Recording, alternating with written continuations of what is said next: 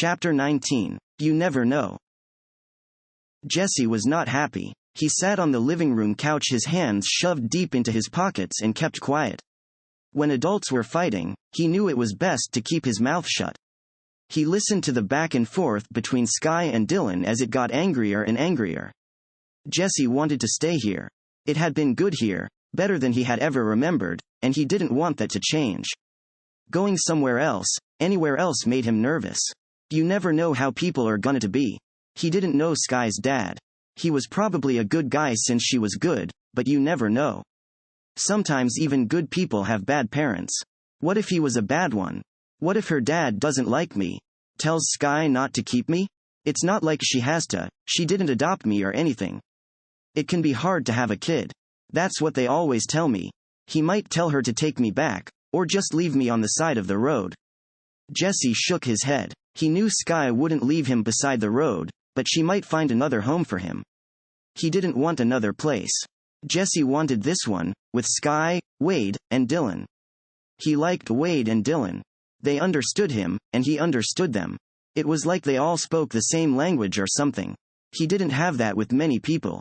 And Sky knew more about him than any other person alive. She accepted the way his past made him act, that it made him, Jesse. But if Sky's dad died, Jesse didn't want that either. It seemed easy enough to drive up there, spend the night, and bring the old man back down here.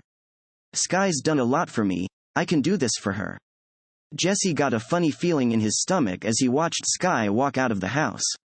He turned to Dylan and saw the pained look on his face. Jesse kicked the leg of the kitchen chair in anger, then growled in pain. Now angry at himself and them, he ran outside. Seeing a good-sized stick on the ground, Jesse walked over and picked it up, then hit the biggest tree in the yard with it. After a few good hard whacks, Jesse felt a little better, but when he saw Dylan cross the yard to the woods with his backpack, he started hitting the tree again. Why do people have to be like this?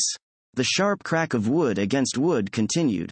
Whack, whack, whack. The sound was familiar to him. Jesse. Sky's voice floated to him, soft as a late spring breeze, managing to be heard through the loud thumps in his hot anger. Jesse, I'm sorry. He turned to the sound. Sky stood there with her hands out to him, her face was wet. Jesse dropped the thick piece of wood and ran to her. He jerked to a stop just before he reached her arms and shouted, "Why do you have to yell?" "I'm sorry, Jesse. I didn't think about how it would upset you. You're right, it's not a good thing to do." Jesse stared at her for a moment, a fierce frown on his face. As much as he wanted to stay angry, the red-hot feeling was melting away with the sight of her sad face. Jesse took a small step toward her outstretched arms. "Don't leave me," he said. "Jesse." Sky closed the gap between them and tightly wrapped him in her arms. "Never." She pulled back and brought her face to his. "I will never leave you. Never. If I'm ever gone, you come and get me, because I'm somewhere I don't want to be. Do you understand?" Jesse nodded. Sky had tears in her eyes. "Do you understand?" Jesse sobbed his answer. "Yes." Sky pulled him close again. "It's you and me, kid. You got it? You're not getting rid of me, like ever." Jesse scrubbed at his eyes, but put one arm around Sky, for once enjoying the affection. "Not ever." Sky smoothed Jesse's hair back from his forehead. She shouldn't have stormed out. Of course, it would have this effect on him. Sky's heart hung heavy over the fact the poor boy found it hard to believe she would want him. She kissed the top of his head and resolved to reinforce her feelings for him until he understood them. Sky had watched Dylan stomp across the yard so he wouldn't be coming back tonight.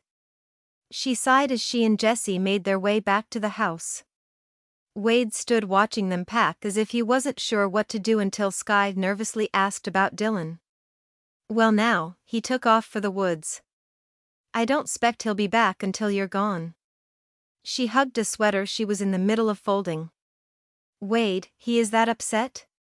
"Sometimes, for someone who's supposed to calm people, you sure do get them riled up, and I reckon, well, I know, I thought something might have been starting up between you two.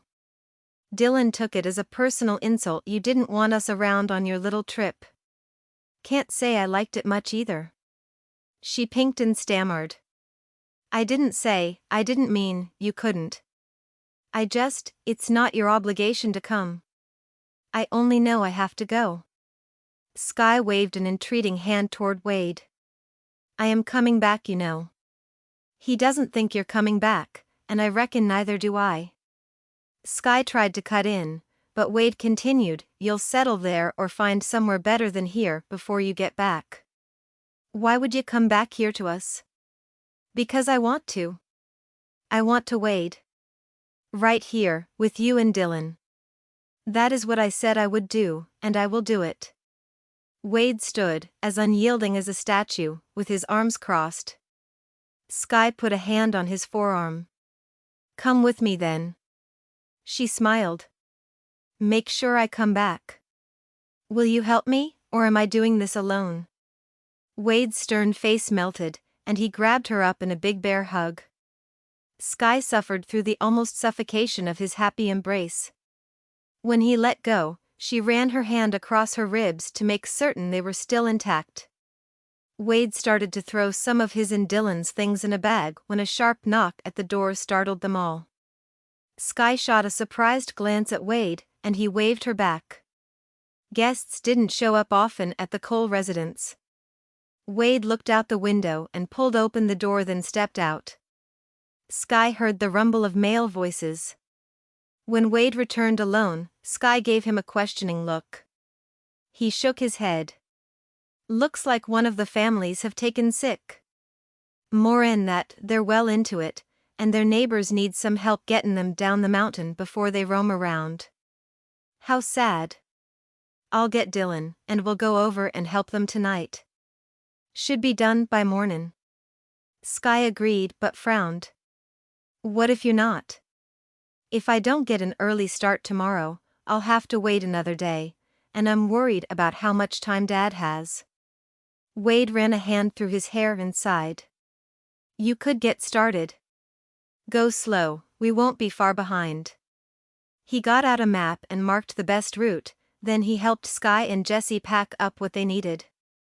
Every so often, Wade sent a troubled look over to the forest trail where his brother had disappeared. I keep hoping to see him standing there, he said. I'm worried about finding him, he can lose himself in there.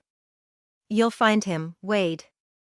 He always seems to be there when we need him.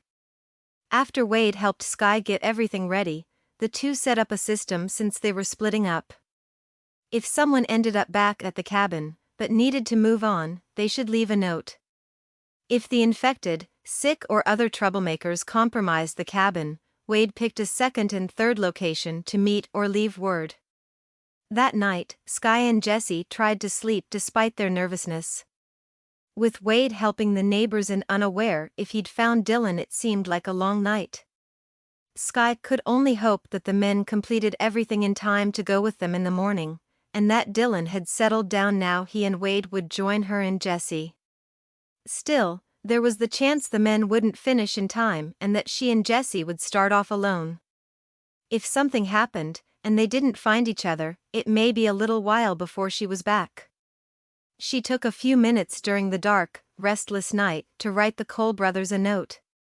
Once the sun came up, Sky and a sad Jesse were in the car waving goodbye through hazy car windows to the empty cabin that had been home for the last 3 days. Sky bit the inside of her lip and ignored the waves of uneasiness. The men hadn't come home last night. She could only stick with the plan she and Wade devised the evening before and pray that Wade and Dylan would be behind them. As crazy as it was to make this trip, it was unthinkable not to do so. What if her brother never made it home? Sky choked back a sob. Bobby and her niece might already be dead. Dad, and perhaps Charlotte's, only real chance of survival rested with her. It wouldn't take long for the quiet, friendly suburb they lived in to turn into something else even if they managed to escape any infection. What Dylan and Wade had taught her and Jesse would be of enormous help. She had a lot to learn yet, but she didn't have time to wait until she was proficient in everything. In the moments she was honest with herself, it terrified her to be doing this alone.